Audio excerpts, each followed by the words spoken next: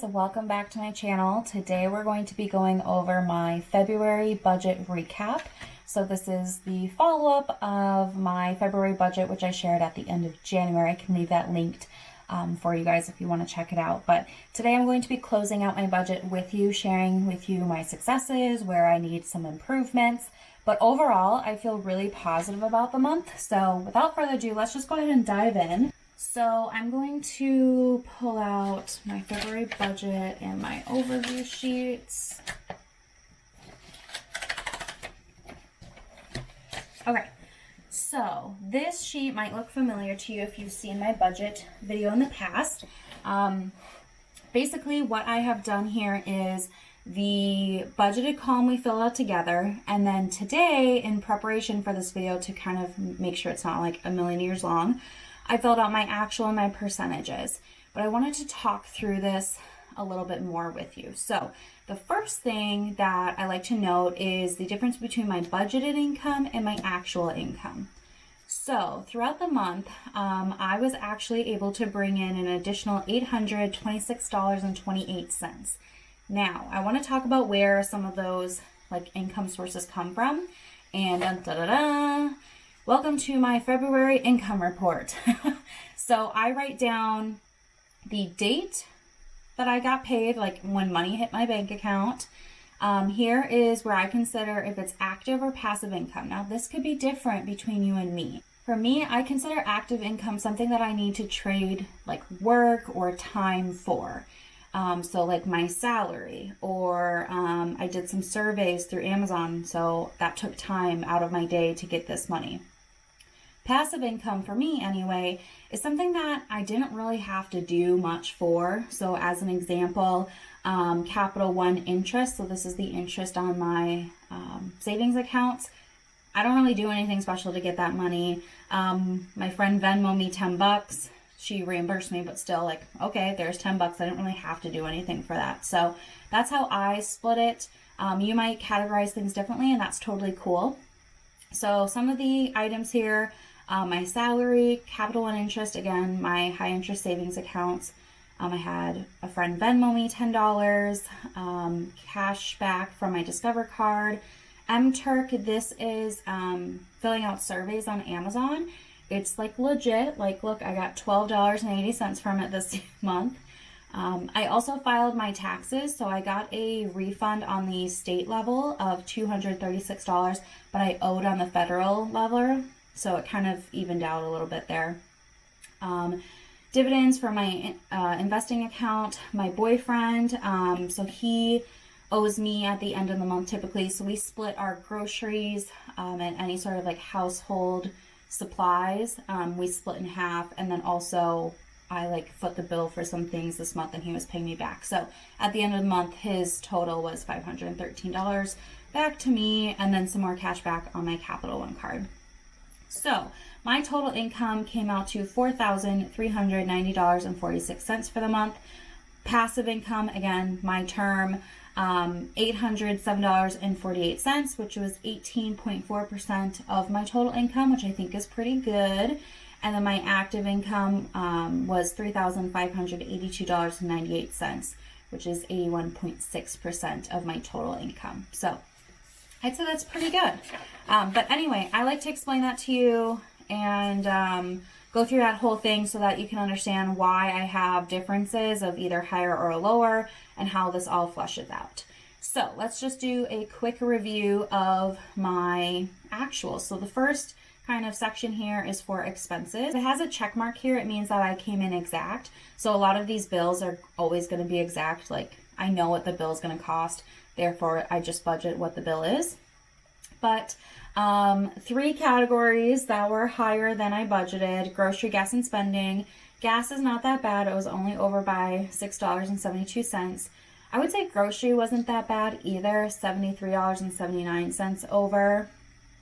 Spending was quite a bit over. We did, at the beginning of the month, go down to the city, Minneapolis, for, how long were we there? Like 5 days, 6 days, something like that, because our whole house up here at the lake where we live got painted.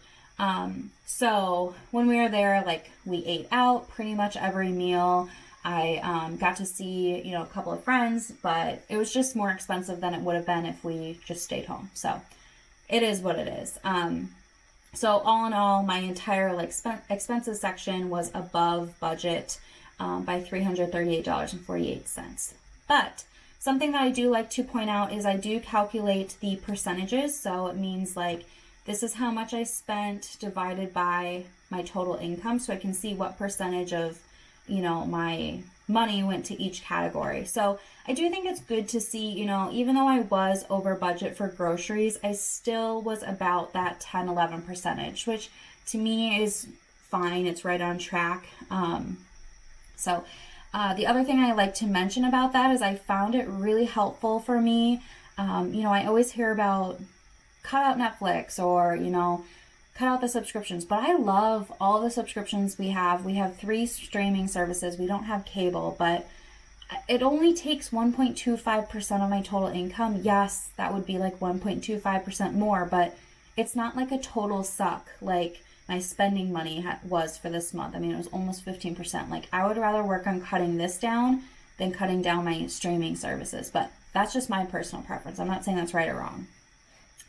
Let's move down into funds next. So the next section are my sinking funds / cash envelopes. I don't really do cash envelopes, but most of these are, actually all of these are green, which means that there's more money in them than I budgeted. Some of these are just, a little bit of change because my high interest savings accounts. So, like for vacation, I budgeted $100, but I really had $111. Or I'm sorry, $100.11. That 11 cents is what I earned from interest. So I do like to, keep track of all of that. I think that's important to see how, 10 cents here, 11 cents here, $1 here, it can really add up, you guys. So I like to keep track of that. A couple other things, gifts. My boyfriend had a coworker who ended up moving to Spain for work. So we sent her a care package, and it was kind of my job to help go get all the stuff to put in the care package and ship it. Again, this is where he paid me back for it. That was in what he owed me. But I did categorize that under gifts because it was a gift we were giving. And then for home, this was quite a bit over budgeted as well. We purchased a couple new rugs. Again, when we were in the city, we got to go to Target. Well, I got to go to Target. And we also got a new mattress topper pad, like those, foam ones. So we have like a 2-inch foam topper on our mattress, which made a huge deal because the one that we had before was old and pretty saggy and just, it wasn't working that well. So we replaced that, and that's why this is a little bit higher. But again, it's for the home, so my boyfriend and I split that. Okay, I think that's pretty much it for the funds overall. $989.75, which is 22.54% of my total income. Moving right along, the next section we have is investing. So I earned 10 cents in my Betterment account in February, and that was it. So I'm only up 10 cents here, but still counts. And again, this whole idea of percentages is really kind of justified to me that it's okay if I want to invest a little bit of money while I'm in debt payoff. Again, that's a personal choice for me. You do not have to do the same thing. But I didn't even put in 1%. I mean, it was $35.10. 1% would have been, let's see here, $43.90. So it wasn't even 1%. I feel fine with investing a little bit. And for me, just putting $10, $25 in, it does make a difference. It really does. And I know the market, as I'm filming this, is down, but when the market's up, cool, I'm making money. Okay, the last section here is for debt. So Discover and Amex were already paid off. I did not add to anything, so they stayed the same. My Citi card, I put the minimum payment on, and my main focus was this Capital One card. And I actually was able to put an additional $112.28 towards this card. So that was really exciting, and that was about 14.27% of my total income. So overall, I feel pretty good. I know the areas I need to rein in a little bit, looking at you spending money, but overall, I'm pretty happy with that. So let's go ahead and we've already looked at the back of this page, so let's look at the second page here. This is my February overview. So I do a sheet like this for each month. At the end of the month, there's a variety of information on here. I feel like I'm not lined up here. Okay. So let's just start at the top and work our way down. I have a spot for me to put my total income. So we added this up, and we also talked about the percentage of passive and active income on my income report sheet. Remember this one? So I already wrote those in. And then I started doing these cute little pie charts because I am definitely a visual person.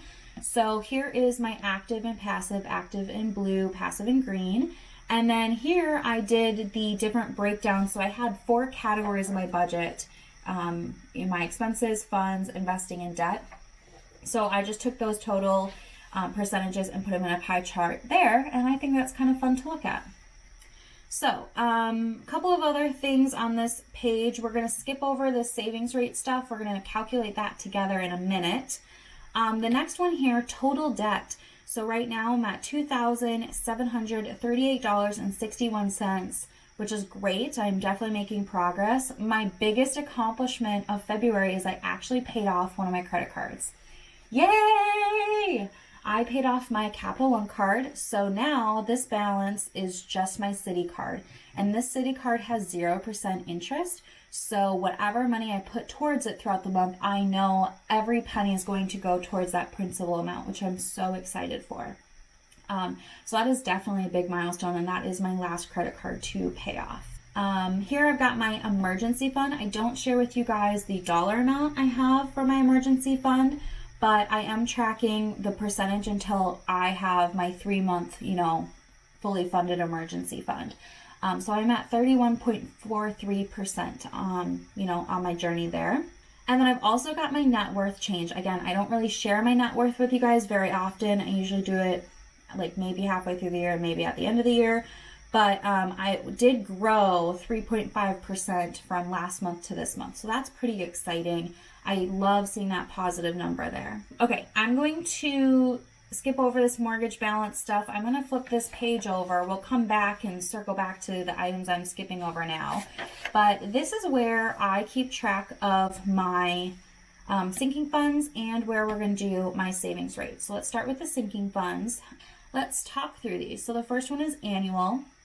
It's something new. I added in arrows to tell if it's gone up compared to last month, if it stayed the same, or if it's gone down. So annual did go up. I currently have $605.43. This month I did take money out to pay for my tax preparation services, as well as paid my federal taxes out of there. Nico, overall, his fund is up. He has $175.03. That is my cat. But I did buy him a bag of food this month. That's pretty standard. Incidental, this is my kind of cushion fund. It is up as well. It's at $91.05. I did use a little bit of this money for some extra home organization. I got some different bins that I was using to reorganize my bathrooms and stuff like that. So I pulled a little bit of money from there. Next is my beauty fund, and I will link my low buy videos for you, but I am tracking my beauty fund kind of in another project that I'm doing in series on my channel. I'm at $93.34. I did have 2 purchases this month. One was from Sephora and one was from Amazon, and they were both for replacements. So I had completely ran out of a certain product or a product type, and it was time for me to replace them. Gifts is up. I currently have $123.55. Talked about it earlier, but we did send a care package to our friend Amy. And then I've got my home fund. It is exactly the same. It's at $30.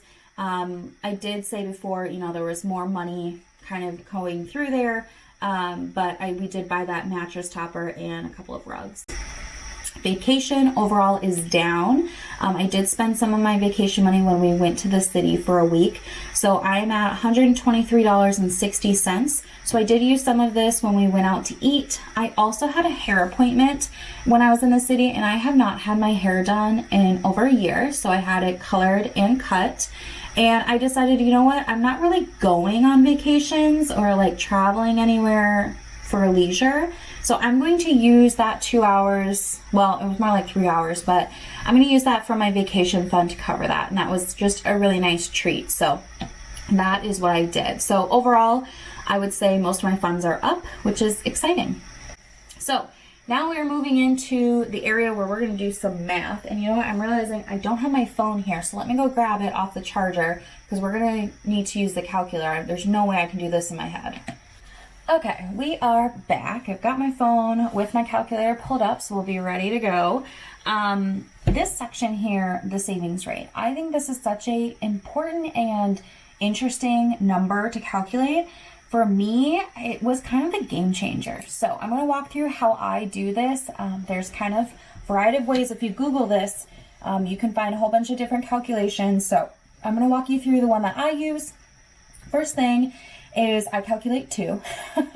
So already off the bat, I'm making it more confusing, but I calculate one that includes the mortgage principal that I pay and one that does not. I'm kind of split on whether I want to consider the money that I put towards my mortgage principal, towards the loan, like what's actually paying down the loan. If I want to consider that as savings or not. I know technically like you could get it back in equity, but that's not promised. So anyway, I'm not going to go down a whole rabbit hole about that, but I do calculate one including that and one without. So the first thing is I take kind of all of the funds from, the sinking funds, my emergency fund, all the different things that I have cash, I guess, in either physically or in, accounts. And I tally that up. So what I do is I take February's end of month total minus January's end of month total. And this month I'm actually $55.61 in the hole. So that means that I've spent more money this month than I saved. And I think that's important to see. And there will be months like that, okay? It's not a bad thing. That's kind of the part of sinking funds is we know that we're saving up throughout the year so we can spend it later. Maybe it's for car maintenance, maybe it's for a vacation, for Christmas. Like it's going to build, but it's also going to be depleted. So if you have a negative number, it's not a bad thing. It's just something to kind of, if you understand why it's negative, I think then that's okay. If you don't understand why it's negative, you might need to look at, what happened. So anyway, I have negative $55.61. So I spent more than I saved. Next section, so this number, is A. I have my whole equations here. So B is going to be investing. And I have the 3 kind of investment vehicles here for me. And I put in 2 columns because I think it's kind of easier to keep track of. I have how much I contributed and how much I earned. So I contributed $35 and I earned 10 cents. So my total is $35.10. That's going to be my letter B. And then here's my mortgage principal. So this month of February, I put $332.37 towards that mortgage balance. And then I also have my total income for the month. And we've talked about this number a few times, $4,390.46. So I'm going to take our attention over here.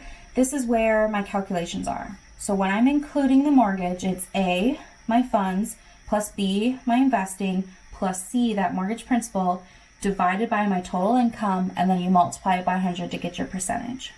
Now, the one that I'm doing without the mortgage, I just cut that letter C out here. So it's just A plus B over D. So I'm going to write these out and actually do the math together here. So this one's with the mortgage. So this is going to be the full one. So I've got negative 5561 plus 3510 plus 332.37 over 439046. All right, now that is not something I can do in my head. So good thing I have a calculator. So negative 5561 plus 3510 plus the 3237. And then this equals 311.86. And then I'm going to divide it by that 439046. So here's my decimal. I'm going to multiply it by 100 to make it a percentage. So I'm at 7.10%. We're going to do the same thing without the mortgage now. So I've got that negative 5561 plus 3510, no mortgage, remember, divided by 439046 46.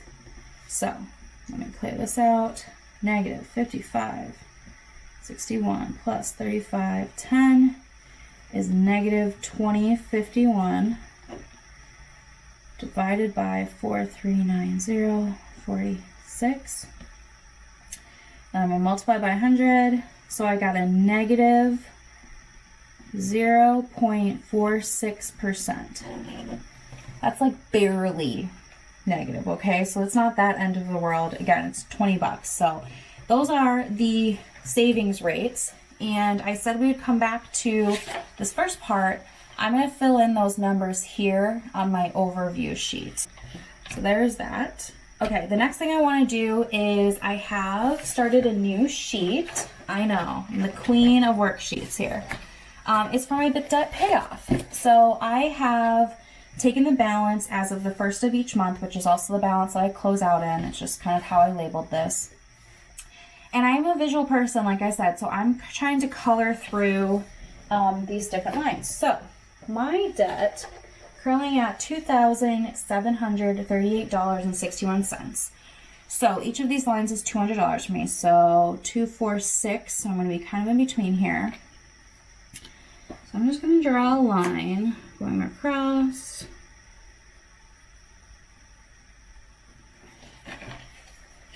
It's not perfect, but you get the gist, you know? All right, come down. So I'm going to put the dollar amount here.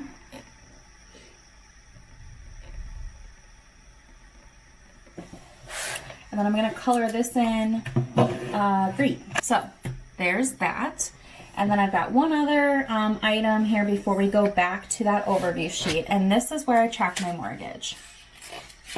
So this is called an amortization schedule. I will leave the website I use down below to print this off. But you basically just put in how much your loan is for, the percentage, interest, the term, so how many months or how many years, and it spits out the numbers. So what I've already filled it in. So for February 2021, I was projected to spend $491 in interest. I actually only spent $482.70 in interest. Why is that? I'm actually making one extra mortgage payment a year. So what I did is I took my mortgage payment and I divided it by 12 because there's 12 months and I pay my mortgage one time a month. If you paid your mortgage multiple times a month, you might want to, break it down further. But I took the amount that I owe for a payment divided by 12. For me, that new number is $62.69. I feel like that's an appropriate amount that I could pay towards my mortgage in excess each month, so I choose to. So when I make my normal mortgage payment, I throw in an extra $62.69. So at the end of the year, I've made one extra mortgage payment, and it is snowballing at this point on how fast I can pay down my mortgage. So, like I said, I only paid $482.70. This is the principal. I was projected to only make a payment of $261 towards my balance, but I actually paid $332.37. This is what the projection of what my mortgage balance would have been if I did not do anything extra, if I just stayed their course. But I'm actually right here. So my new balance is $149,147.40. So here's where the coloring comes in. I like to go down and highlight where I am. So with the projections, because I like to be able to count how many months ahead am I. So this year, the year of 2021, I'm doing green. I'm going in a rainbow color. If you can't tell, I've got like red, orange, yellow. So what I like to do here is my number is 149,147. I only highlight it if I have surpassed it. So 149,147 is definitely lower than 149,416, right? So I'm going to highlight this. Now this one is probably the closest it's ever been. 149,147, and this is 149,146, $1 off. So I'm sure that means that when we do this next month, I'll be able to highlight 2 lines, hopefully. But yeah, really close to this one, but I don't like to cross them off or highlight them until I know I'm under that number. But still feel pretty good. And see, I'm already paid through, it's February, but I'm paid through November of this year. That's pretty powerful. So anyway, there's that. Let's flip back to my overview sheet one last time. The last part of this video is kind of a reflection and goal. So I like to talk about the pros and cons and any goals for the next month. So positives from February. I had a vacation to the city and I got to see some of my friends that I have not seen for a very long time in person, both due to COVID and just, life. The next one, I completed my taxes and I got a little bit of a refund. I prefer not to get like a massive refund, but a couple $100 is always cool, right? But that is a good, thing to check off my list. I'm happy that that's done. And then my third positive is I paid off that credit card. I paid off my Capital One credit card. So that is super exciting. My negative is that we went to the city the first week of the month. So I spent a lot of my spending money up front, which made me kind of ration it. And ultimately, I think that's why I went over budget towards the end of the month. So it's just something that I need to keep in mind. My March goal is to stay within my spending budget. So we'll see if I can do that or not. I'm not making any promises, but that's going to be the item I work towards in March. So that was a lot of me talking, a lot of numbers, but I hope you guys found this somewhat enjoyable. That's going to be it for me. Thank you guys for taking some time to watch this video. I really appreciate it, but I'm going to see you guys in my next one. So take care. Bye.